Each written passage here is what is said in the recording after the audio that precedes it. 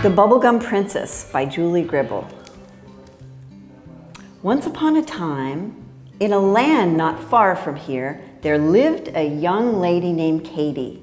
She was delightfully witty, extraordinarily kind, and decidedly brilliant. However, young Lady Katy had one unmistakable, unladylike habit. She loved blowing bubblegum bubbles. Singularly silly, said Mum. Utterly disgraceful, said Dad. Stupendously bad, they agreed. Katy would blow bubbles while biking, blow bubbles while baking, blow bubbles when bouncing to bed. She'd blow bubbles at sunup, at noontime, at nap time. No one fancied bubbles more than she did. Then one day, to Katy's humble home came court couriers, carrying a coveted communique, a royal invitation to the Queen's posh palace party to honor her grandson, the well-mannered Prince Will. Needless to say, this rare request to be a guest at a swank soiree had quite the cachet for Katy's parents.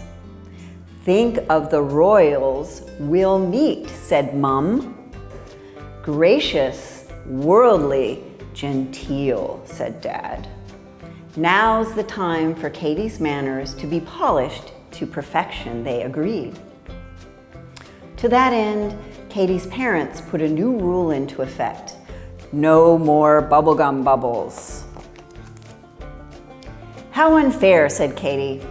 Big Brobdingnagian bubbles are my triumph, my joy. I could not care less about meeting a prince. But Katy quit blowing bubbles then and there on the spot. And all at once, life without gum became gloomy and glum. Soon the day arrived for young Lady Katy and her family to attend the Queen's soiree.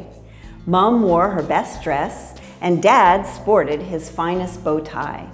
Katy carried her prettiest purse, and just to be safe, she gave her secret stash of gum to her mum. At the palace party, Katy remained on her best, no bubble behavior, an exemplar of decorum, gracious and polite, not one bubblegum bubble in sight. But as soon as the Queen arrived, a big bubblegum bubble appeared. It billowed and jounced and bobbed and bounced until the big bubble popped. And there stood Katy mid-curtsy, covered in bubblegum goo from her head to her shiny new shoes. And even her pretty purse too. The royals burst out laughing. The Queen's corgis giggled. Mum and Dad turned ruby red, doubly troubled by the big blown bubble. But Katy was tickled pink. That is the most magnificent bubblegum bubble I've ever seen. It must have been twice the size of the Queen. The Queen, however, was not amused. They seldom are. And she promptly banished Katy from the kingdom. Clearly, the Queen is blowing the situation out of proportion, said Katy, as she and her family were escorted from the palace. Katy, we must now leave our home because of that bubble you blew, said Dad. And any chance to meet a well-mannered prince was blown too, said Mum. I didn't have any bubble gum, said Katy, but I'll find out where the bubble gum came from. Katy darted back to the palace. She dodged past the party guests, chatting in the garden, and back through the courtyard gate.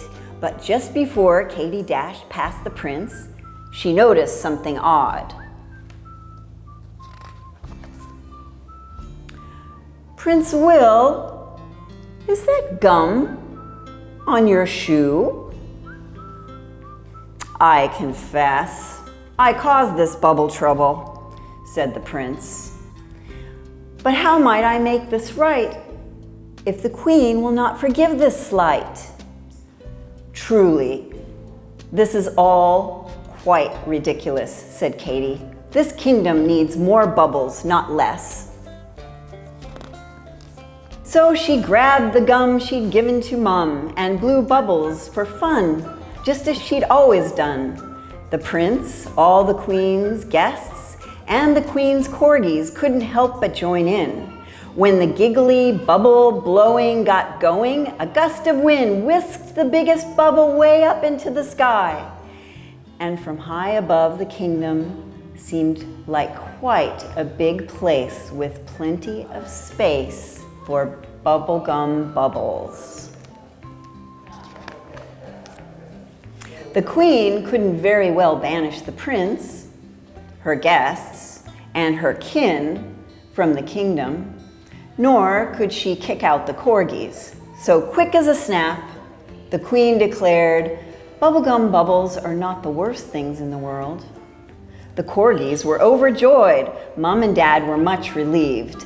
Bubblegum bubble blowing is a perfect princessly pursuit, they promptly agreed. And Katy was happy once again. Over the years, like the bubbles they blew, Katy and Will's bubblegum friendship grew and grew. And as patron of the bounding, bobbing, billowing, bouncing Bubblegum Bubble Academy, Katy taught all the children in the kingdom that the world is a much happier place with bubblegum bubbles in it. Thank you.